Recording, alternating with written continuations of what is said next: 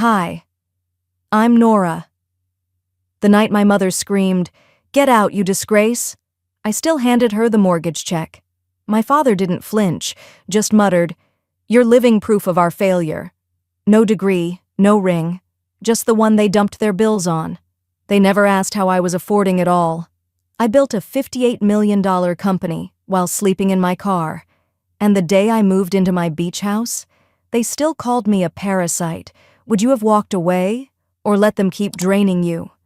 Before we dive in, drop a comment. Where are you listening from? And what would you have done? I pulled up to the banquet hall 10 minutes early, like always. It was a warm Georgia evening, the air heavy with spring pollen and something else I couldn't name, something that sat low in my chest.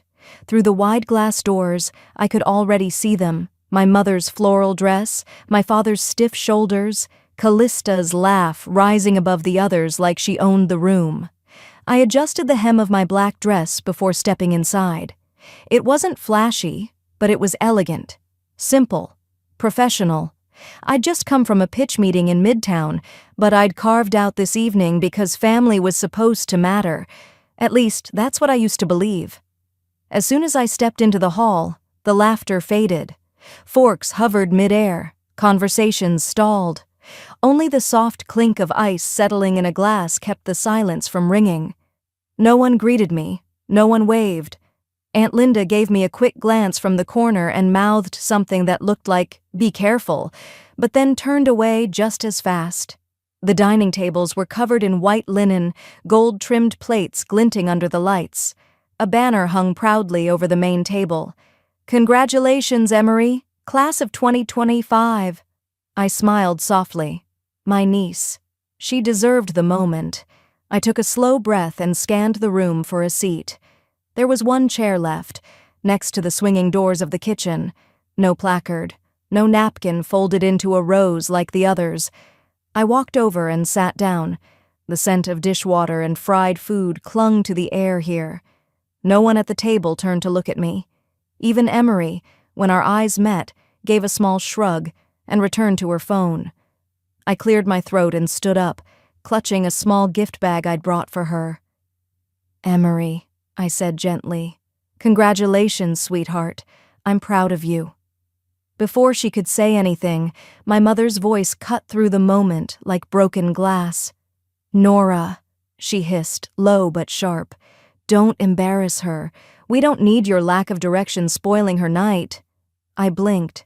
I wasn't— "Sit down," she snapped, nodding toward my chair by the kitchen. "You're making a scene." The words curled around my spine like ice. I sat back down, cheeks burning. I'd flown in, rescheduled 3 investor calls, and had this necklace in my purse I'd worn the day Emery was born. But none of that mattered. Later, when the waiter brought out slices of cake, there was a lull in the room. I quietly leaned toward my mother and whispered, "I'd like to pay for the catering. Just say the word." She didn't thank me. She didn't whisper back. Instead, she turned to the entire table, her voice loud and clear. "We don't need your pity money. Just because you can sling some cash now doesn't mean you matter." Chairs shifted, forks clinked against plates. My father, sitting 2 seats away, let out a dry chuckle and muttered, "You're living proof of our failure." I felt every eye on me.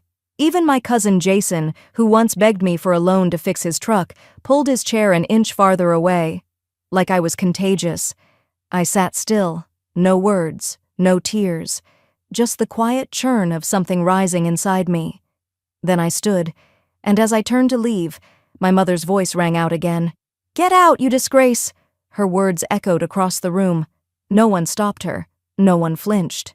I glanced at my father one last time. His eyes avoided mine. I walked slowly toward the door. As I reached it, something small and hard hit my shoulder and dropped to the floor with a metallic thud. I looked back.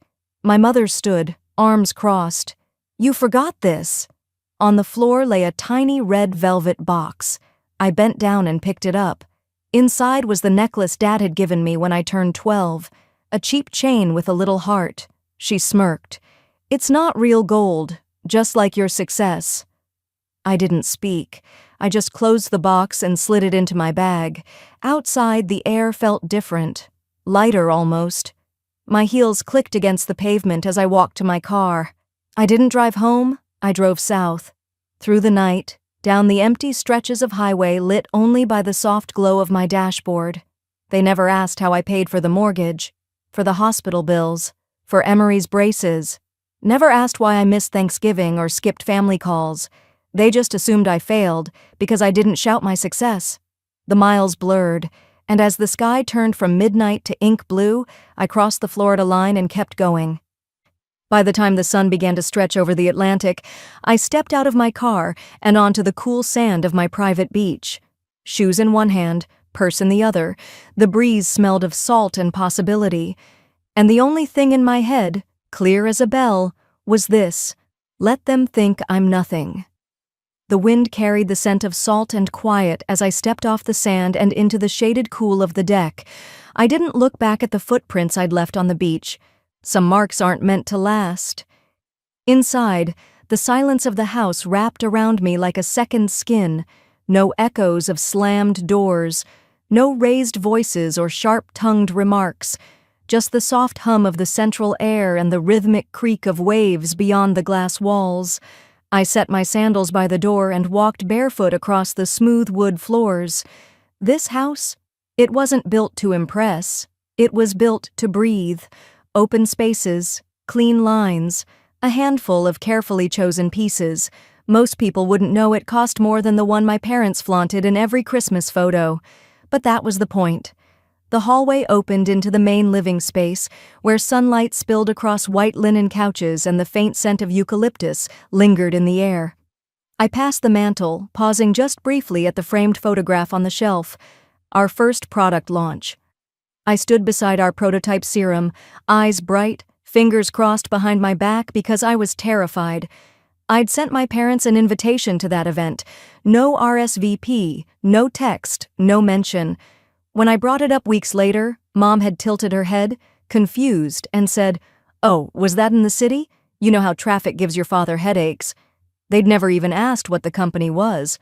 In the hallway hung a series of framed magazine clippings, headlines about patents, partnerships, press features. I never bragged, but I kept them there for myself, to remind me it all really happened, that I hadn't imagined the whole thing in a fever dream of overwork and hunger. I stepped into the kitchen and set the kettle to boil. As the water heated, I opened the drawer where I kept my notebooks, worn covers, coffee stains, dog-eared pages. Inside was the blueprint of the life I had built, scribbled across years of late nights and quiet mornings. There was a time I lived in a 2-bedroom apartment with 3 roommates, all of us scrambling between jobs and side hustles. I'd do inventory at night, test formulas in the bathroom sink, and take online business law classes on my lunch break. No fancy degree, just determination and Wi-Fi. I remembered boiling ramen for the 3rd night in a row, tired down to the marrow, and texting my mom just to say hi. She replied with a photo of Callista standing next to her new Mercedes. "Your sister finally got the luxury she deserves," she wrote. I never replied. The kettle clicked. I poured hot water over the chamomile blend and carried my mug out to the patio, where I could see the horizon stretching like something infinite. My robe swayed in the breeze. I sipped, slowly, letting the silence settle again. My fingers grazed the necklace in my pocket. They gave it back to me like it meant nothing. A trinket, a joke. My mother's voice still rang sharp in my ears. "It's not real gold, just like your success." And yet, I couldn't throw it away. I went to the upstairs study and opened the oak drawer beneath the window. Inside, I placed the necklace gently on a soft linen cloth. I didn't cry, I didn't curse. I just closed the drawer. Let it sit there, not as a wound, but as a memory. Not a shame, but a proof. They never saw the ramen years, never saw the sleepless nights, never came to the office I built or the labs I paid for, but every Christmas they sent a wish list. 2 years ago, I sent a $10,000 check to help with my mom's surgery. No card, just the money. I thought it would matter. She opened it in front of the whole family. "See," she said, her voice light and clipped. "At least your money's good for something." My father folded the check in silence. No thanks, no glance, no words. That was the moment I stopped being their daughter. I became an ATM in a dress. I carried that bitterness around like a badge for a while, until I realized it wasn't just them, it was me too. Still showing up. Still hoping. I walked to the hallway mirror, the one facing the front of the house. The morning light hit it just right, catching the silver streaks in my hair I no longer cared to dye. "You don't need their applause to know your worth," I whispered. My reflection stared back at me, not broken, not bruised, just real. I traced the edge of the mirror with my fingertips steady and slow. Then I heard my phone ring from the kitchen. It was nearly noon now, the sun high, the tide pulling back. I walked over, picked up the call. "Nora?" My assistant's voice was low, hesitant. "Your mom just texted. She says she needs a small favor." I didn't say anything. "She sounds desperate." I stared out the glass wall at the wide, open sea. By the time I hung up with my assistant, I was already at my desk, staring at the ocean beyond the glass. Waves rolled in quietly, patient, like they had nothing to prove. Meanwhile, my phone buzzed again. "She said she can meet at 5 p.m. downtown Sarasota. Says it won't take long." Of course it wouldn't. It never did, at least not in her mind. Just a few words, a smile, a casual jab cloaked in concern, and maybe a favor that could wreck a life. I responded with a short, "Okay, I'll be there." Not out of care. Curiosity had a stronger pull than nostalgia ever would. The cafe was as polished as her voice message, white marble tables, soft jazz humming in the background, the scent of bergamot tea blending with warm croissants. I picked a corner seat near the window and waited. 5 minutes later, Martha walked in, polished, as always. Her earrings matched the gold trim on her clutch. She scanned the cafe like she owned the lease, then spotted me and lit up with that, "Oh, sweetheart, it's been too long" smile, the kind that meant absolutely nothing. "You look good," she said, easing into the seat across from me. "Florida suits you, the tan, the air." I let her run the script. Compliments, light chuckles, a careful hand to reach for mine, but not quite touch. I didn't lean forward, didn't return the smile. I just sipped my coffee and waited. Martha eventually set her purse down with a gentle clink and exhaled, as if she were finally ready to get honest.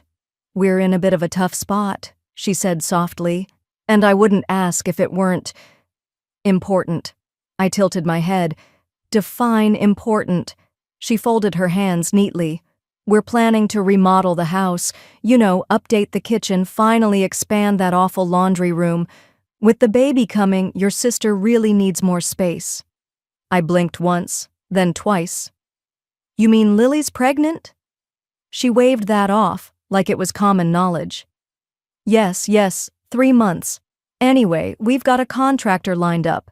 Designs drawn. The bank approved most of it, but, well, I held up my hand. "Let me guess. You need a cosigner." Her smile stayed. "It's just to finalize the loan, $450,000. You wouldn't be paying it. It's secured against the house, and we've always been on time with payments." I let out a single dry laugh. "That's your small favor?" She looked almost wounded. "Nora," I leaned back, you only call me sweetie when you're about to ask for something big." The air around us felt tighter, like someone had closed an invisible door, but she recovered quickly. "I just thought," she began again, her voice quieter now, "after everything we did for you, you'd want to help." I stared at her, feeling the old chords tug somewhere between my chest and my throat. Not this tune, not again. "We housed you, clothed you," she continued. "Even when you dropped out of that fancy school, we never said a word. We just kept supporting you. You were difficult, but we tried our best." Tried. Their version of support had always come with invisible strings, tied tight, tied deep. And those words, they weren't gratitude, they were receipts. "So now," she added, "you can help your sister and her husband raise a family in a proper home. You've got the resources. They have needs." I looked at her carefully, not blinking. "Have you ever asked how I've been?" Her mouth opened slightly. Well, you're obviously doing fine. Look at you. You've got this empire, or whatever it is. You don't need us worrying about you. I didn't expect warmth, but I hadn't expected that either. Funny, I said slowly. I thought family was supposed to care not just when they're in trouble, but always. She blinked. We care. No, you manage, I said. You manage your narratives. You decide who's worthy of kindness and who's useful. I was the useful one, the dependable one, the strong one who didn't need anyone. Her expression hardened. So that's a no? I didn't answer. I simply reached into my purse, pulled out a 20, and slid it across the table. For your tea. Then I stood. My chair barely made a sound as I pushed it in. She didn't reach for me, didn't plead, just sat there, composed, as if I'd disappointed her in the most predictable way. As I stepped out into the evening breeze, I paused for just a moment and turned my phone face down. I didn't want to see her follow-up texts. Not tonight. That night, I stayed in. No wine, no work. Just quiet music and a journal I hadn't touched in months. But the next morning, my phone lit up again. Not her. Him. My father's name, glowing on the screen, after 6 years of silence. I was still rinsing out the last bit of coffee grounds from my French press when my phone lit up across the kitchen counter. Unknown number. Normally, I wouldn't pick up, especially not this early. But something in me paused. I wiped my hands on a dish towel and answered. Nora? The voice was gravelly, older, measured. I froze. Dad? There was a long pause, maybe on both sides. I heard your mother upset you yesterday, he said. I didn't respond. I walked over to the window, let the breeze from the Gulf drift in, and watched the palm trees sway. He cleared his throat. Maybe we can talk. Just us. I'd like to see you. That sentence? It didn't feel real. It had been 6 years since he last called. 6 years since he looked at me like I was more than an afterthought, or a pawn. Still, something tugged at me. Not hope exactly, but a kind of ache that looked like it once used to be hope. So I said, fine. 2 hours later, I opened my front door to find him standing on my porch, holding a paper bag from a nearby bakery and looking uncertain in khakis that probably hadn't seen the light of day since retirement. This your place? He asked, eyes scanning the wraparound porch, the wind chimes, the clay pots overflowing with rosemary and basil. I nodded, stepping aside. He walked in slowly, the way someone does when they're not sure they're welcome. His gaze lingered on the vaulted ceilings, the clean white walls, the quiet simplicity of it all. He murmured, "Didn't know you lived like this." "I don't show much of it," I replied. "Coffee?" He nodded. I didn't ask if he wanted cream or sugar. We sat across from each other at the kitchen island. He cradled the mug, eyes drifting. Then he said, "You've done well." I sipped mine in silence. "I miss you," he added. Things got said. Maybe I could have handled some of it better. I looked at him. He wasn't apologizing. He was floating near it, circling the idea like a plane low on fuel, but never landing. I waited. He kept going. "Your mother and we were just trying to do what was best for the family." Family. That word always hit different when it came from his mouth, because in our house, family always seemed to mean everybody but me. He looked up, finally meeting my eyes. "We're thinking, maybe it's time to put your name back on the trust, your share." I didn't move. I let him sit in that moment. He added casually, "Of course, that would also help with the bank. They'd approve that loan for the renovation faster with your name on the collateral." And just like that, I saw it. This wasn't a conversation. This was a transaction in disguise. "Let me get this straight," I said slowly. "You show up here after 6 years, tell me you miss me, and then offer me a share of the family trust that was mine in the first place if I agree to help you and Mom get that $450K renovation loan?" He sat back, blinking. "It's not like that." "It's exactly like that." He reached for a piece of biscotti from the bag he brought, suddenly uncomfortable. "You know," I began, my voice quiet but clear, I used to lie awake at night wondering what I did wrong. Why nothing I ever did was enough. Why my own parents made me feel like a mistake. He looked down. I continued, and the answer was simple. You needed me quiet, invisible, until it was convenient for me to exist again. He inhaled, as if trying to find the right thing to say. But there was nothing left to say. Nora, you're still our daughter. This isn't about— No, I interrupted. I'm not your daughter when it's hard. I'm only your daughter when you need something. I stood, walked to the front door and opened it wide. Goodbye, Dad. He stood, adjusted his belt like he used to when uncomfortable, and walked past me without another word, not a glance back. I stayed there for a while after the door clicked shut, letting the air fill the space he'd just left. There was no sadness this time, only clarity. The next morning, as I went to check the mailbox, I looked up and saw a figure standing at the gate. My sister. Tears streaked down her face, but not for me. She didn't knock, just stood there, fingers curled around the rusted iron of my front gate like she was holding on for dear life. Her mascara was streaked halfway down her cheeks, eyes swollen, shirt wrinkled like she'd slept in her car, or hadn't slept at all. I stepped outside, letting the screen door close gently behind me. Ava? Her voice cracked. I didn't know where else to go. There were so many things I could have said, like, funny, I didn't know this gate even existed to you 6 years ago. But instead, I walked forward, unlatched it, and let it swing open. She stepped through, hugging herself. I didn't offer a hug. Not yet. We sat at the weathered picnic table under the awning. I brought her a blanket and a mug of peppermint tea. Our mother used to make it when we were kids, and one of us cried over a scraped knee or a broken doll. She didn't touch the tea. I went to Dad, she finally said, for the bakery. You know, the loan. He told me it was all set, as long as you agreed to co-sign. My grip on the mug tightened. I thought he meant it, she continued, her voice barely above a whisper. Said the papers would be ready by Monday, so I started making calls, booking equipment, told my landlord I'd be moving out of the shared kitchen. I stayed quiet. Then yesterday, he pulled it, she said.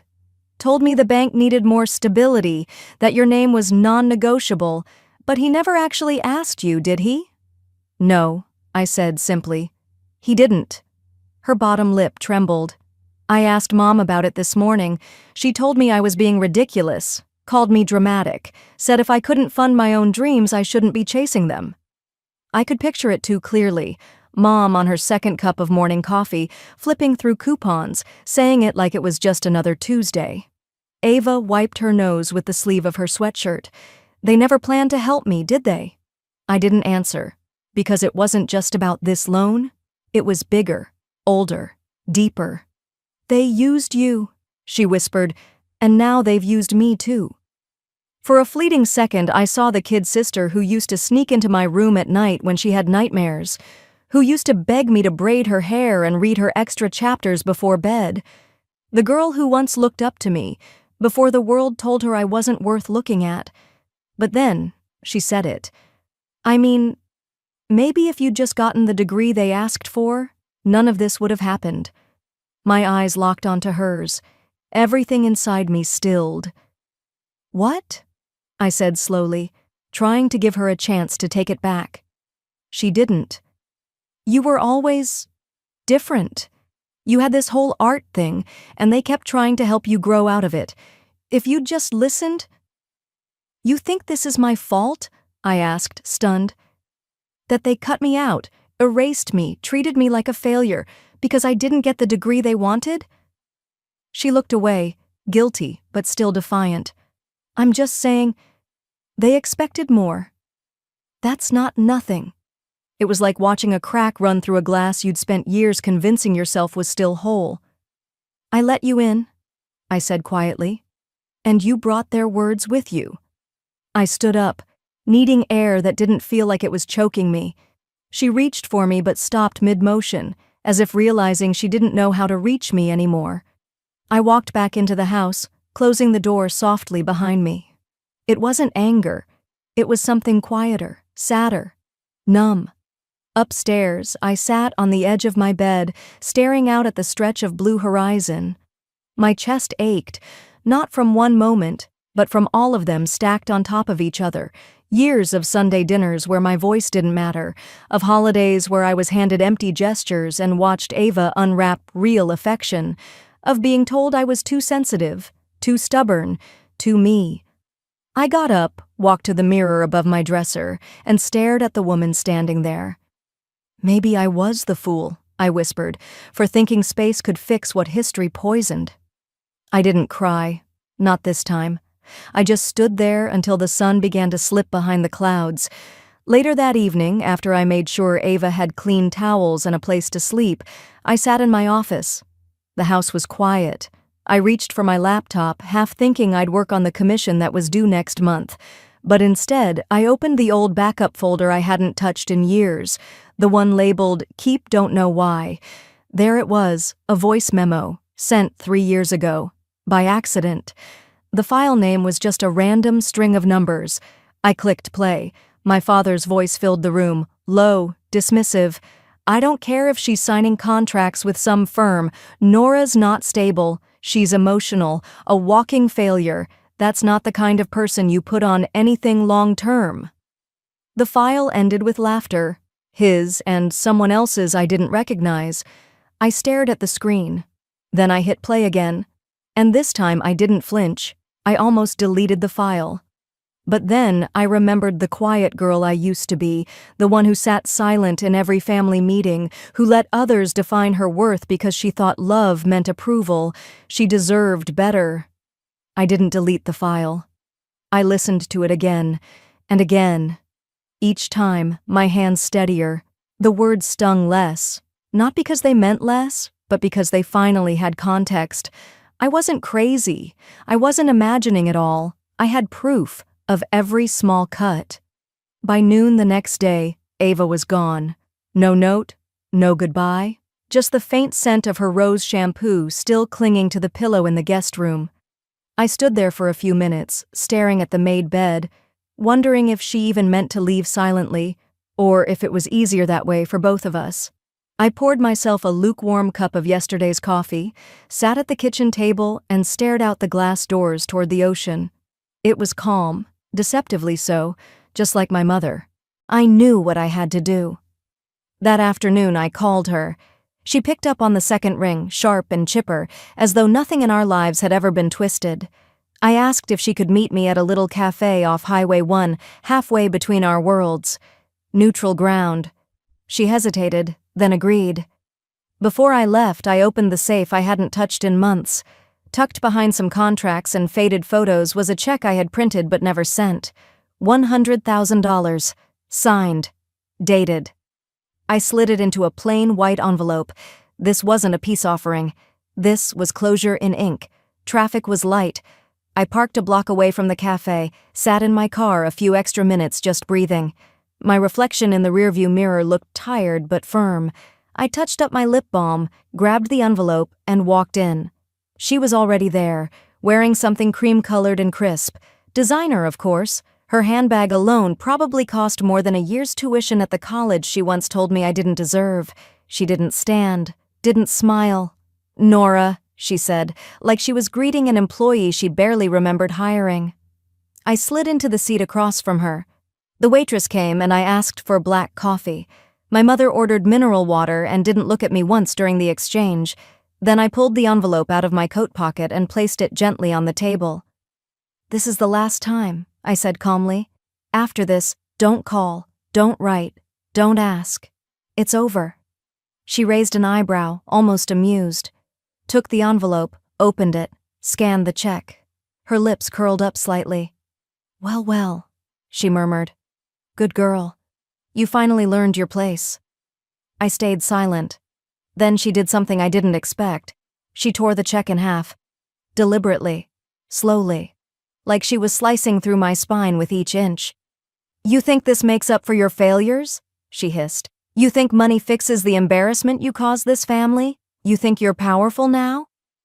She leaned in closer. Her voice dropped. You will never be more than the mistake we made senior year. And then, she spat, right next to my coffee. The cafe wasn't empty. People turned. Some looked away politely. Others stared. But I didn't move. My hands trembled, but not from fear, not from humiliation. I looked her in the eye and said, barely louder than a whisper, "You've finally said it." Out loud. She blinked, as if confused I didn't cry. I stood up, dropped a 20 for the untouched drink, and walked out. My chest felt hollow, but light. No rage, no breakdown, just space. I didn't drive straight home. Instead, I took the winding road down toward the cliffs. There was a quiet overlook I used to visit when I first moved here. A place where I could watch the sea crash and scream without saying a word. I parked the car, sat on the hood, and let the wind tear through my hair. For the first time in years, I cried, but not the soft, shaky tears of a wounded daughter. These were hot, sharp tears of release, because in that moment I understood. I would never get love from her, or apology, or fairness, but I could still choose who I became because of it. I whispered, barely audible over the waves, this was never about them. It's about who I refuse to become. And I meant it. That night, I didn't sleep. I sat by the window, watching the waves, and rewrote every line of my story, not for them, but for me. The pen moved fast, steadier than my heart. I wasn't just writing to remember, I was writing to act. 3 days later, I stood outside the law office in downtown Tampa, envelope in hand, heels clicking against the pavement. The air was humid, and I could feel my blouse sticking to my back, but I didn't care. I had waited long enough. Inside, the office smelled of leather and old books. My attorney, Glenn Hollister, greeted me with a nod and that quiet look seasoned lawyers give clients when they know the case has weight. "You ready?" he asked, motioning toward the conference room. "As ready as I'll ever be," I replied, slipping into the chair across from him. I laid the envelope on the table and slowly pulled out a document I'd kept buried for over a decade. An agreement signed in 2009, back when the world was crashing and my parents were desperate. Back when I was still the nice daughter with a good job and a little savings tucked away, just enough to stop them from losing everything. They'd needed a bailout, and I gave it. But I didn't give it blindly. I flipped to the last page and tapped it gently. "Clause 14B, I said, sliding the papers toward him. They all signed it, every single one of them. Glenn adjusted his glasses, read the clause, then read it again. I could see the wheels turning. "It's airtight," he murmured. "You had this drafted by counsel?" "I did," I said. Back then, they didn't think I had it in me. They were too focused on keeping their house and avoiding embarrassment. He looked up at me. "And now?" I smiled, but it didn't reach my eyes. "Now, they've embarrassed me publicly, slandered me, disowned me." I pulled out the voice recording from the cafe, set the small device on the table, pressed play. My mother's voice came through, clear as glass. "You will never be more than the mistake we made senior year." Then I pulled out the printout of a group text thread my father sent the week prior. "Nora has always been a liability. It's better we distance." Glenn let out a slow breath. "This isn't just emotional ammo. This is legal documentation. You've got more than enough to invoke the clause." He slid a motion across the table. "This will initiate proceedings to transfer title and control of the family estate solely to your name." I didn't look at the form right away.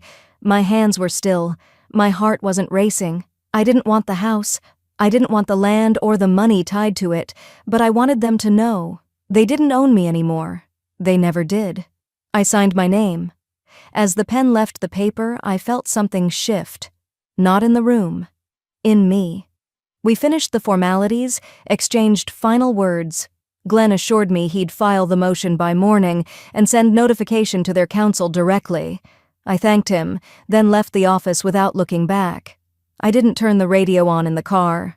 I let the silence wrap around me like a familiar coat. For once, it didn't feel lonely. It felt earned. By late afternoon, I found myself near Ava's middle school. I hadn't planned to come here. I didn't even realize I'd driven that way. I parked across the street, kept my sunglasses on, and watched as students filtered out into the parking lot. Ava emerged last, walking with a slow shuffle, her backpack swinging low, eyes on the ground. She looked older than 12, not because of her face, but because of how she carried herself. I didn't get out of the car. Instead, I walked into the front office and asked to speak to the school counselor. A woman named Janine, maybe in her 50s, soft-spoken but sharp, met me in a quiet side room. "I'm not here to cause trouble," I began. "I'm Ava Geller's aunt. I'd like to leave this." I handed her a sealed envelope. "It's a letter for her. No pressure, no expectation. Just, if she asks, or ever needs someone, my number's inside." Janine nodded. She didn't ask questions, just held the envelope gently, as if it meant more than paper and ink. "She'll call when she's ready," I said softly. "And when she does, I'll be here." Outside, the school bell rang one last time. I walked back to the car, took a final glance at the brick building, and headed home. Evening had settled by the time I reached the beach house. The wind had picked up, and the waves were rougher than usual. I left my shoes by the door and walked barefoot to the small cabinet by the fireplace. Inside was a box I hadn't opened in years. Photos, mostly faded, some torn. Images of birthdays, school dances, Christmas mornings that looked warm, but always felt like something was missing. I took them out, one by one, then slid them aside. Then I placed 3 things in the drawer. A photo from my first gallery show, where I stood smiling in front of a mosaic I'd built from broken mirrors, a copy of the deed to my company, and a picture of me, alone, on the beach last fall, just me and the ocean. No family, just freedom. "My family didn't raise me," I whispered, closing the drawer. "My pain did." Then the email came in. The subject line? "Urgent. Family property under review." The courthouse email had arrived just before sunrise, blinking on my screen like a dare. I didn't flinch. I forwarded it to my attorney with a single sentence. "Let's close this." That afternoon, I packed a file folder, pressed my suit, and didn't look back. Tampa County Courthouse was bustling when I arrived 3 days later. Summer humidity clung to every breath, and yet I felt strangely cool inside. My heels tapped rhythmically across the marble floor, steady, unfazed. As I entered the courtroom, I spotted them. My mother in pearls, pretending this wasn't beneath her, my father rigid, jaw clenched, and Justine, my sister, who didn't even look my way. Her husband sat beside her, face unreadable, but I'd learned by now, still waters hide the darkest things. The hearing began promptly. My attorney, a sharp woman named Amelia Hart, laid out the facts. The 2008 joint agreement, the clause buried beneath legalese they'd skimmed past, a clause that now hung like a guillotine. Any public slander or expulsion of me, verbal or written, nullified their rights to the estate. Amelia adjusted her glasses. "My client has been publicly disowned in both verbal and written form. We've submitted recordings and documentation to support this. We request full enforcement of Clause 14B. Judge Morrison raised an eyebrow. "You're sure this clause wasn't inserted later?" Amelia tapped the original notarized copy. "Filed March 12, 2009, witnessed by both Mr. and Mrs. Whitley." I didn't glance toward my parents. I wasn't here for a reunion. I was here to reclaim my name. Just when things seemed to proceed smoothly, Justine's husband stood. "Your Honor," he said, voice calm but oily. "I request to testify." My stomach coiled. He was always the quiet one, the man who once offered to drive me to appointments when I had the flu. But today, he looked different. Colder. "I believe the court deserves to know," he continued, "that Nora manipulated our family finances in 2008. She insisted they sign the deal under pressure, implying she'd abandon them during the recession otherwise." Gasps followed. I blinked, stunned, not at the lie but at the ease with which it rolled off his tongue. Then came another blow. My mother stood clutching a printed email. "This," she declared, her voice high-pitched and trembling, "proves Nora's intentions. She sent this to her accountant 3 years ago, saying she was done playing bank for a family that treats her like a stray dog." She turned it toward the judge. It was a forgery. I knew it instantly, the phrasing, the timestamp, even the spacing between sentences. I'd never write like that. But the courtroom didn't know me. A low murmur spread. For a moment, I could feel the shift. Eyes darted toward me with suspicion, hesitation. I opened my mouth to respond, but no sound came. My fingers slipped into my coat pocket. There it was, the handkerchief, silk, worn soft at the edges, stitched with the word Grace. My father had given it to me when I graduated, before all this poison settled in. I clenched it, not for comfort, but for grounding. I stood slowly. "Your Honor," I said, my voice calm, "I have video footage of my mother's statement at the cafe, audio from the group chat where my father used the words, 'We disown you,' and forensic analysis ready to confirm the email is fabricated." Emilia handed over the materials. The judge took them without a word, brows furrowed. Minutes passed. Heavy. Silent. Then the judge looked up. "The evidence overwhelmingly supports the enforcement of the clause. Ms. Whitley, under the terms of the agreement, the family estate reverts solely to you." Gasps again, but this time they weren't directed at me. My family froze like statues. Justine's eyes darted. My mother's lips parted, but no sound came. My father's shoulders slumped, not with rage, but something heavier. He looked at me. No more snarling pride. No denial, just understanding and loss. As I gathered my papers, he spoke, barely above a whisper, "You never needed us, did you?" I paused in the aisle. My answer would have once been, "I did. I always did." But now? I didn't answer. I just reached into my pocket and pressed the silk to my palm. Back outside, the clouds had thickened. Rain hovered in the air but hadn't yet fallen. I walked to my car without looking back. No need to rewatch a scene already etched into memory. I drove straight to the coast, the route winding past pine groves and half-built developments. The beach house stood quiet, unchanged. I unlocked the door, stepped into stillness. I didn't rush to unpack. Instead, I crossed to the hallway drawer, the one that used to hold old photographs, wedding shots, family vacations, Christmas mornings with forced smiles. I pulled them out slowly, stacking them neatly. I didn't throw them away, I just placed them in a box and shut the lid. Then, in their place, I lined up 3 new things. A photo from my first solo exhibit in Austin, a candid of me on the beach, arms wide to the sky, and the deed to my company, notarized and sealed. "My family didn't raise me," I whispered. "My pain did." That night the ocean was calm, but my heart wasn't. A new letter was waiting in the mailbox. The return address? Ava.